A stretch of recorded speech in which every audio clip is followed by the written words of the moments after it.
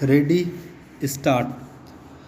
It is true that it is open to a High Court in revision to set aside an order of acquittal even at the instance of private parties, though the state may not have though fit to appeal, but this jurisdiction should, in our opinion, be exercised by the High Court only in exceptional cases, when there is some glaring defect in the procedure or there is a manifest error on a point of law and consequently there has been a flagrant miscarriage of justice. Stop.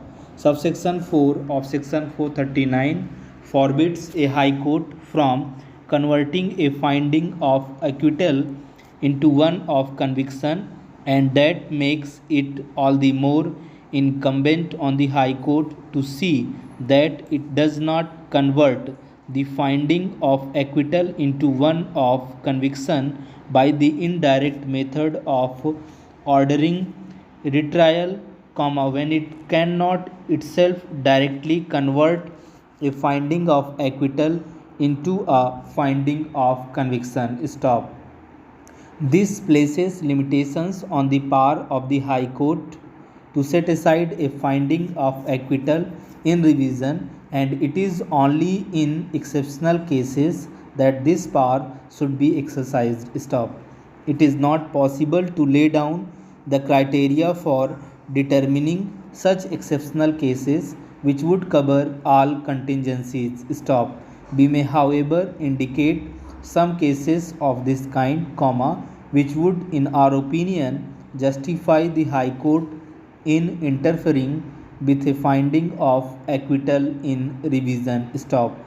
These cases may be where the trial court has no jurisdiction to try the case but has still acquitted the accused, or where the trial court has wrongly sought out evidence which the prosecution wished of produce, or where the appeal court has wrongly held evidence which was admitted by the trial court to be inadmissible, or where material evidence has been overlooked either by the trial court or by the appeal court, or where the acquittal is based on a compounding of the offence, which is invalid under the law. Stop para.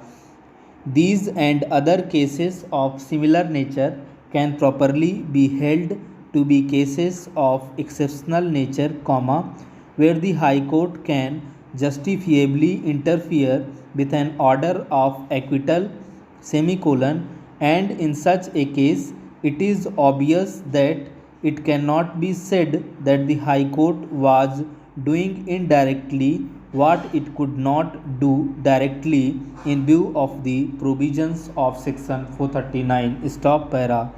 We have therefore to see whether the order of the High Court setting aside the order of acquittal in this case can be upheld on these principles. Stop para.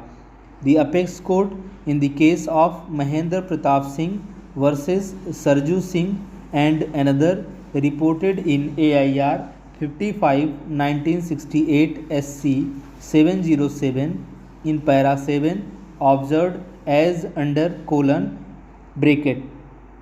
In revision, the learned judge in the High Court went into the evidence very minutely. Stop.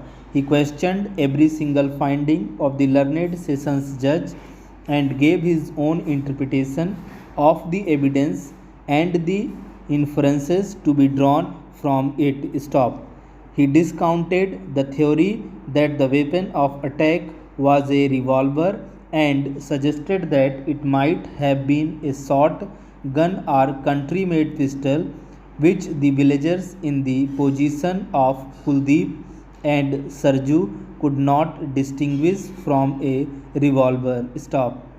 He then took up each single circumstances on which learned sessions judge had found some doubt and interpreting the evidence de novo held, contrary to the opinion of the sessions judge that they were acceptable. Stop.